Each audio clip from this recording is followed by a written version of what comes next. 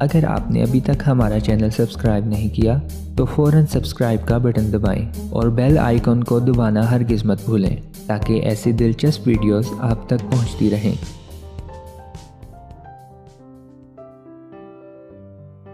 گردے کی پتھری۔ انسانی جسم میں پیٹ کے نچلے حصے میں ریڑھ کی ہڈی کے دائیں بائیں 2 گردے ہوتے ہیں۔ دایاں گردہ بائیں گردے سے تھوڑا سا آگے کی طرف ہوتا ہے۔ گردہ شکل میں لوبیے کے بیچ سے مماثلت رکھتا ہے۔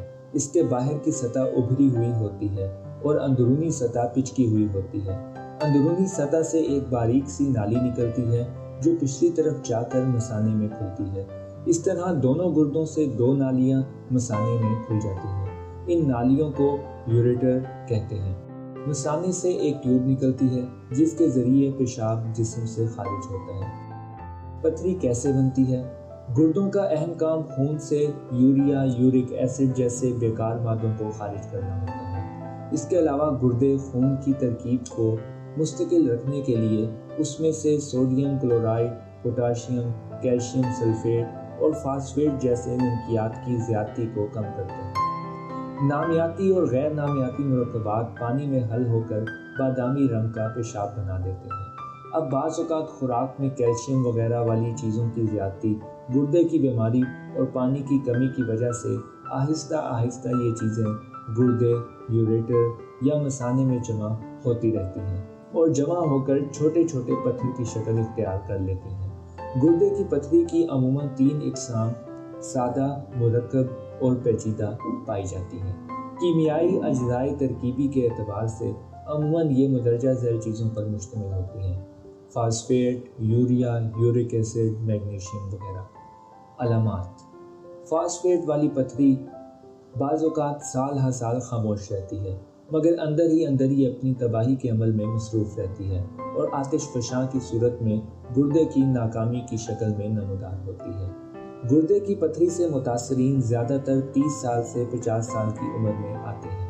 بیماری کا تناسب مرد اور عورت میں 3 سے 4% ہے۔ یہ مرض موروثی بھی ہو سکتا ہے۔ 75% سے زیادہ کیسوں میں درد سب سے بڑی علامت ہے۔ گردے کا درد انتہائی تکلیف دہ اور تڑپا دینے والا ہوتا ہے۔ عموماً درد کمر کے نچلے حصے سے شروع ہو کر آگے کی طرف آتا ہے۔ مریض درد سے دوہرا ہو جاتا ہے۔ اس کے ساتھ ساتھ سخت قسم کی قے بھی ہوتی ہے۔ سر چکرانے لگتا ہے اور قے بھی آ جاتی ہے۔ نبض کی رفتار بڑھ جاتی ہے۔ اس کے ساتھ پیشاب میں خون اور پیپ آنا بھی شامل ہے۔ اگر کسی کو ان علامات میں سے کوئی بھی ہو تو فوراً کسی اچھی لیبارٹری سے پیشاب ٹیسٹ کروانا چاہیے اور اس کے ساتھ ایکس رے اور IVP کروا کر گردے کی بیماری کے کسی ماہر ڈاکٹر سے مشورہ کرنا چاہیے۔ علاج۔ گردے کی پتھری ایک جان لیوا مرض ہے۔ اس کا بہترین علاج آپریشن تجویز کیا جاتا ہے، لیکن اب اس کے علاج کے لیے نئی آسان تراکیب استعمال کی جا رہی ہیں۔ شعاؤں کے ذریعے۔ اس سلسلے میں ایک نئی اور جدید ترین ایجاد جس میں شاک ویوز شعاؤں کے ذریعے گردے کی پتھری کو توڑا جاتا ہے۔ اس مشین میں الٹرا ساؤنڈ فریکوینسی والی شعائیں کافی طاقت کے ساتھ گردے کی پتھری کو توڑتی ہیں۔ شعاؤں سے پتھر ریزہ ریزہ ہو جاتے ہیں۔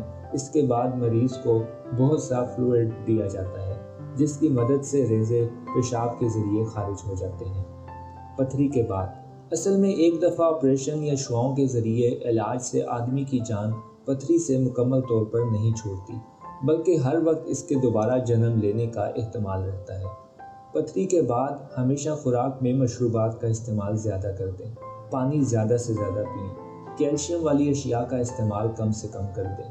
اس کے علاوہ لال گوشت، مچھلی، اوجری وغیرہ سے پرہیز کریں۔ علاوہ ازیں پھلوں مثلاً آلو بخارا، لیچی اور پالک اور سفید مولی کا استعمال بھی گھٹا دینا چاہیے۔ مشروبات مثلاً چائے، کافی، کولا ڈرنکس وغیرہ بھی کم سے کم استعمال کرنی چاہیے۔ اس کے علاوہ ذرا بھی کوئی پیشاب کی تکلیف ہو تو ڈاکٹر سے رجوع کرنا چاہیے۔ آسان اور متبادل علاج۔ پیشاب بند ہونے کی صورت یا پیشاب میں جلن کی صورت میں پینے والی اشیاء مثلاً کچی لسی، تازہ پانی، جوس وغیرہ استعمال کریں۔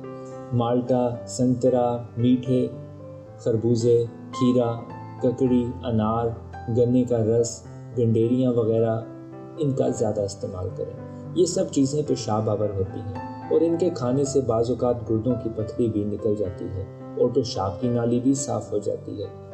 گردے کی درد کی صورت میں خربوزہ اور تربوز کا زیادہ استعمال کریں۔ اس کے علاوہ فالسے کا شربت بھی استعمال کریں۔